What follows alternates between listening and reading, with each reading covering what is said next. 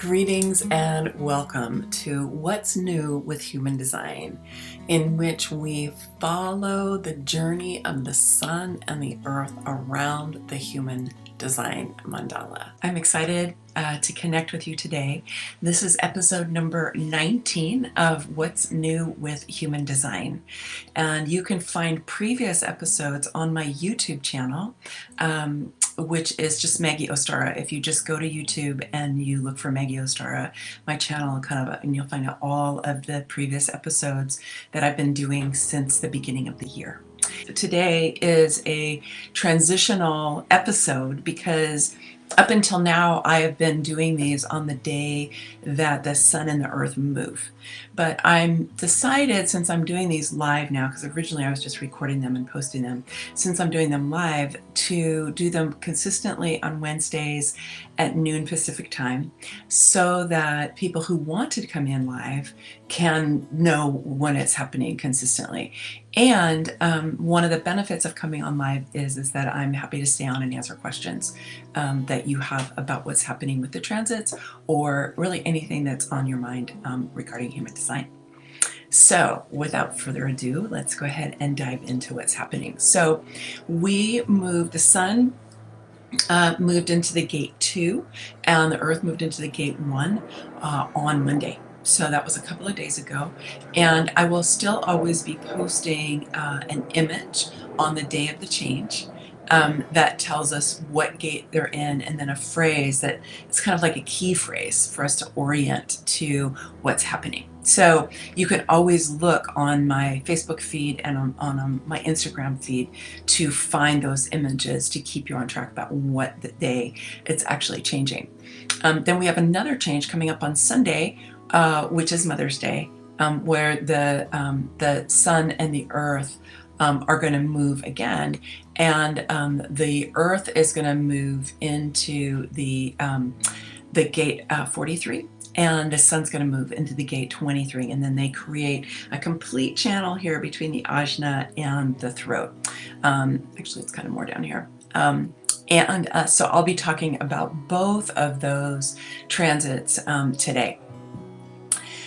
Just to kind of catch us up with what's happening with the 1 and the 2. These are both centers that are on the G center. If you have your human design chart, if you have it defined, it'll be yellow. If not, it'll be white. But it's right here, and it is it's half of the heart chakra, or half of what we thought of as the heart chakra, the heart center. It's kind of the human design centers are actually different than the chakras, so I shouldn't use that word. But it is heart energy, and it's the heart energy that's associated with love and lovability and identity, our sense of who we are and our direction in life. And so the 2, which is where the sun is right on the bottom, and it's about receiving, and it's coming right up from the sacral and from the root. So it's part of this circuitry that is bringing us energy up from the earth, up from the root, and up through the sacral and into the heart. It's also part of a much larger wiring of the knowing circuit that comes down through the head, and then it's rather complicated in its wiring. But so we're getting both energy from above and below to come into this heart. And so this number 2 here is the gate of receiving. I think of it as the gate of, or being all about receiving. In quantum human design, developed by Karen Curry Parker, it's known as allowing. But it's definitely this receptive energy of bringing all this power that comes from the root and the sacral into the heart. So it's kind of fueling the heart. And then the 1 comes out the other side, which is where the earth is, comes out the other side, and it's pointing out towards the throat. So this is about self-expression. Karen calls it purpose in quantum human design. It's about bringing out this expressing this sense of who we are and what our identity is, what we love, who we love, how we love, the quality of love, and also our sense of our direction in life is all coming out through this 1. So we've got this interesting configuration of coming in and then coming out. And we've also got help this time with Mercury is in the 8, and the 8 is on the throat. So Mercury, the energy is coming up from the G center up all the way into the throat, which is the gate of contribution. Um, and so we have this incredible like ability right now to be expressing ourselves, to be expressing our own unique identity, our own unique way of loving, our own unique purpose in life, and our contribution. And what is it that we're here to do? Who is it we're here to be? What is your unique contribution in this complicated world? And the thing I want to say is you only need to tackle your part of the whole. It's not your job to try to be in charge of or to tackle everything. It's for you to tune into what is true for you, and for you to express that piece, and for you to just really be who you are and to follow your inner impulses. I mean, this energy is part of the knowing circuit, and the knowing circuit is highly intuitive. It's nonlinear. It's non-logical. It's a very individual energy, and it's part of the individual circuit. No, the knowing circuit is part of the individual circuit. And so it's here to be different. It's here to bring change. It's here to receive and share insights and inspirations and out of the box thinking that comes to us from super consciousness. And in the shift that's going to happen on Sunday, we're actually going to be activating this 4323 that's right here, where you're receiving right in here through the head and ajna, in from the beginning of the knowing circuit, and then it's going to come down into the throat to be expressed through the throat. And so both of these weeks we're really deep in the knowing circuit, and this is a superpower that you have. It's totally a superpower that whether you have it defined in your chart or not, it's going to be available to you, over the rest of this week and all through next week. And so my suggestion is that you really want to try to take the blinders off that you might have.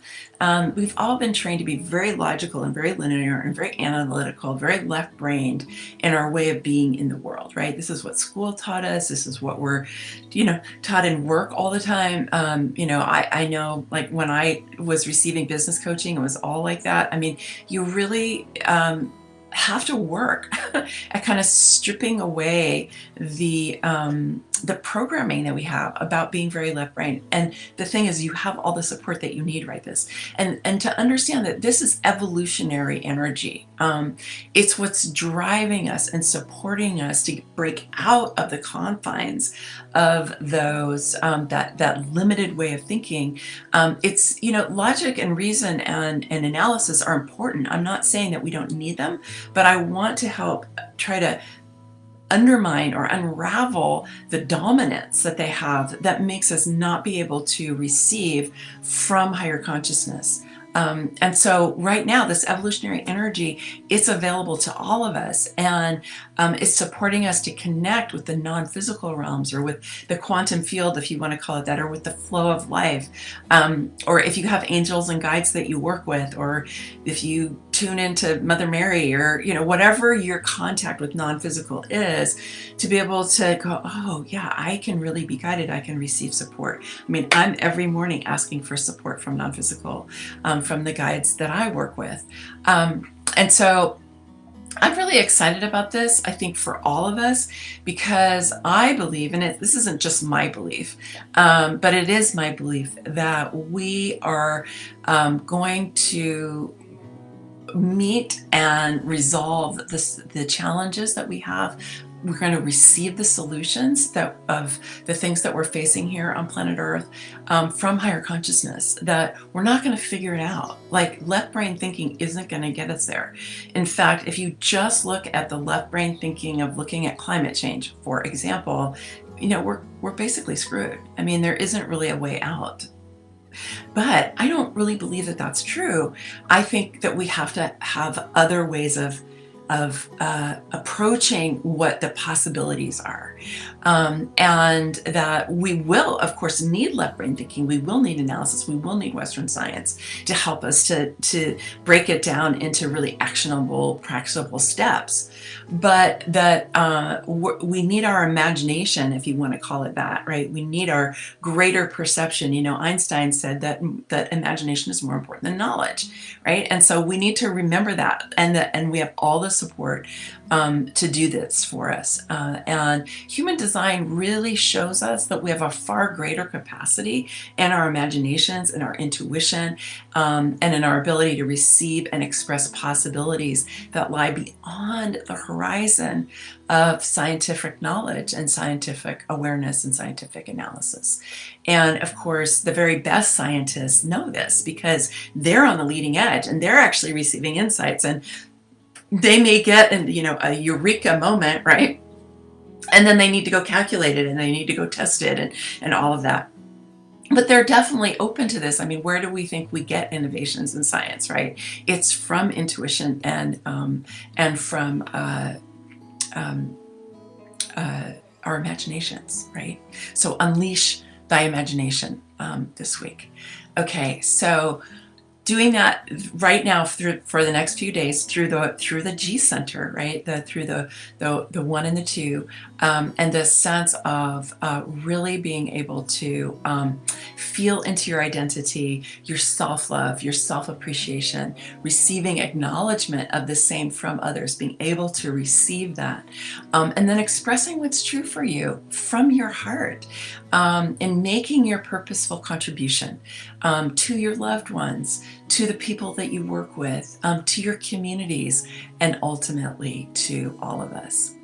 And then you're going to have the opportunity starting on Sunday when we're going to switch into this other channel. Like I said, the 4323. Now, I happen to love this channel. I have the 43 defined in my chart. I don't have the 23. The 43 in traditional human design is known as the genius freak gate, which I think is hilarious. And the point here, and in quantum human design, Karen has renamed it as insight, which I think is great. Although I kind of love the genius freak because it helps us to understand that sometimes we receive insights and we're kind of like, what was that? Like, for real? And is that true? Is that for me? And so knowing, even if you have a deep sense of its truth and that it's for you, to understand that it needs to be expressed to others at the right time. Because this is projected energy, okay? It's projected energy, which means it needs to be acknowledged. It needs to be requested. It needs to be recognized. That if you just go out and go, oh my God, I just got this incredible idea, and you just start expressing it without paying attention to if people are receptive, if they are ready, if it's the right time, you could totally come across as a freak, right? While part of that's okay. I mean, I kind of enjoy being a freak myself, but part of it's not okay if you're being rejected, right? I mean, if your insights are being rejected, if you're not able to communicate in a way that is effective and influential, which is of course what you want.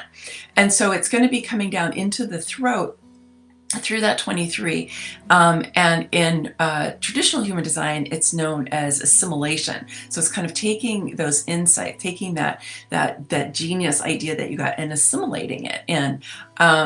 Karen has renamed it transmission in quantum human design. And I like this transmission, although assimilation is good also. The idea is that you're receiving these and then you're kind of bringing it in. And as you bring it in to express it, because it's coming into the throat, that you're going to be going, what of this is appropriate to express now? What of this is better held while it can gestate inside of me, while I can cultivate it, or I can develop language around it? Because sometimes you get these insights and it's like a full-blown idea, full-blown image. Sometimes I get more of a sense of things because I'm not a visual person, that sometimes you need to cultivate it for a while so that you have the language.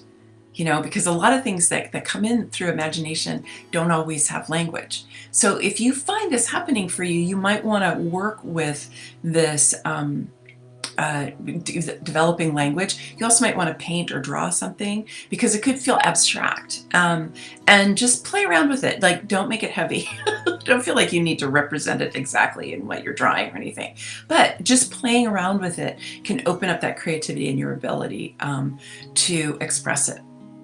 So we also have support from this week. We have support from the 952, which is connecting the root to the sacral. It's also, oh, actually, it's not.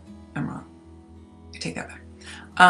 It is bringing energy up from the root into the sacral, but it's not in the knowing circuit. But then the starting on Sunday, we have support from the 63. Or the 360, which is in the knowing circuit and connects the root to the sacral. And so there's just a lot of energy coming through in very prominent places in our chart, in the in what's coming up. So really, like I said, unleash your imagination, cultivate your imagination, do your prayers. Do whatever you do to connect with non-physical. Put your, kind of skeptical part aside if you can. Only share what comes with people who are really receptive and really interested in what you have to say and who are going to honor you and are going to honor what it is that you're offering. Thanks so much for being here with me today for What's New with Human Design. If you like the video, please give it a thumbs up and hit the subscribe button. And if you would like to book a reading with me, you can find out more about me and my work at sovereigntybydesign.com. Many blessings, much love. Bye for now.